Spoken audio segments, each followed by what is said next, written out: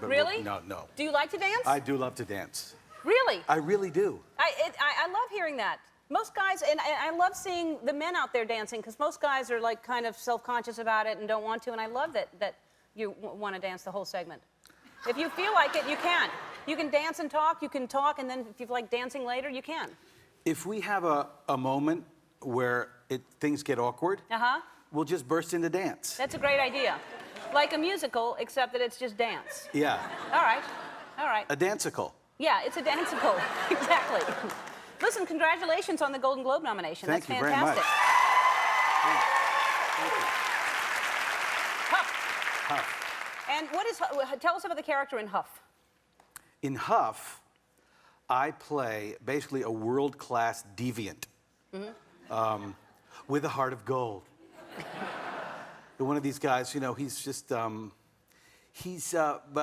every self-destructive impulse that he has, he just follows. And he thinks he's, you know, he's one of those people that they think they're having a really great time all the time and want you to think that too. But of course, the fact matters that they're really not. Right. That's who he is. That was the end. I thought it seemed. That's the end. It seemed like that It's a sentence sad would go story. on. It's a sad story. Yeah.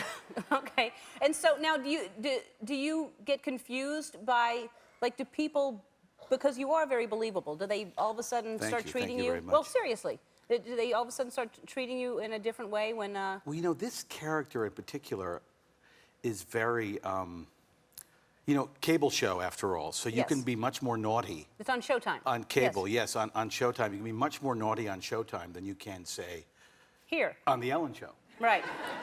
But I think there was an episode. I ran actually into two moms at school. I have three little kids.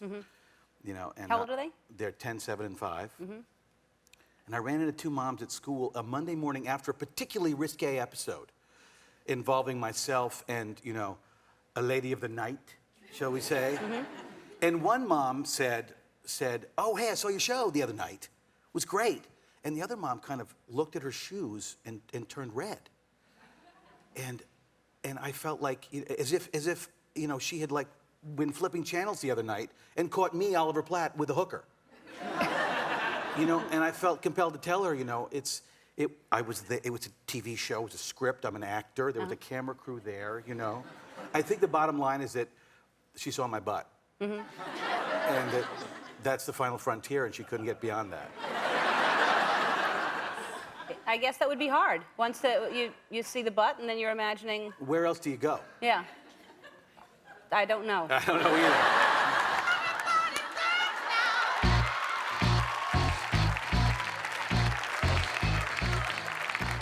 Yeah.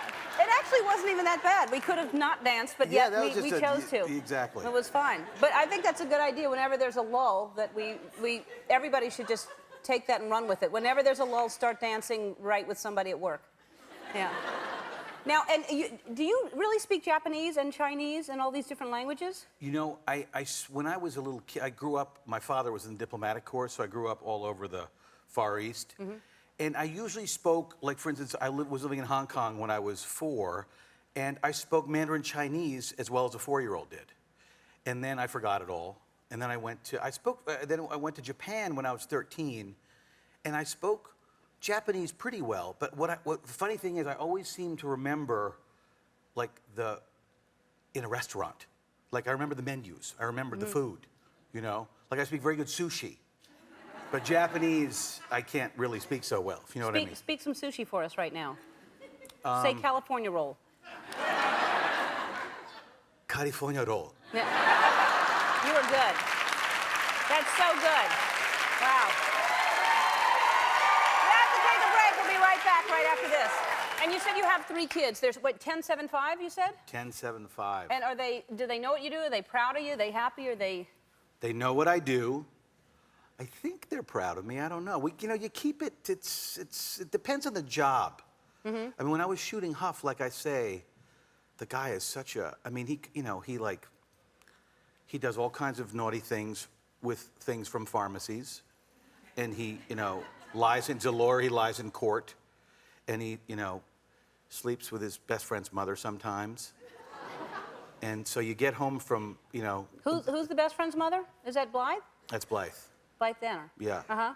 And so I'm getting home from work, and my kids are like, I say, hey, what'd you do today, kids? They're like, this summer we were shooting, we made mud pies and, macrame bracelets. What'd you do, Dad? I'm like, I made mud pies and macrame bracelets too. Then after a while, I didn't have any macrame bracelets, and so they started to figure out that there was something else going on. But so they know you have a job. They just don't know what your they character do, yeah. is. They just huff. They're not going to see huff. You know what I mean? Right. Not anytime soon. But do you have cable at your house? What if they stumble upon it? I haven't thought of that. Yeah. Think about that. Now, and this is... Glad I came today. Yeah. I'm here to help. And Adam Platt is the food critic for New York Magazine. I assume that's related to you. That's my big brother. That's your brother? Yep. And that's a big deal to be the food critic. It's a big deal. And so do you get to eat for free? Do you sneak around with him? I do. We try and sneak around. I mean, it's a little... he only lets me come if he takes his job very seriously, and he has to go... If he's going to review a restaurant, he has to go 3 or 4 times. So I only get to come, like, the last time, in case I blow his cover. And there's another thing about that that's not so wonderful is that he always tells you exactly what you're going to eat. Like, he's a little bit bossy about it. And by the time I get there, he's had all the good stuff. So he says, oh, yeah, my brother will have, like, the braised vegetables with goo and the... What restaurant is that at? The braised vegetables with goo. You're not a food critic, are you? I'm not a food critic. Yeah. All right. Well, Oliver, thanks for being here. My I appreciate pleasure. it. Huff airs Sundays at 10 o'clock on Showtime. John Legend performs after this. You don't want to miss that. Don't go away.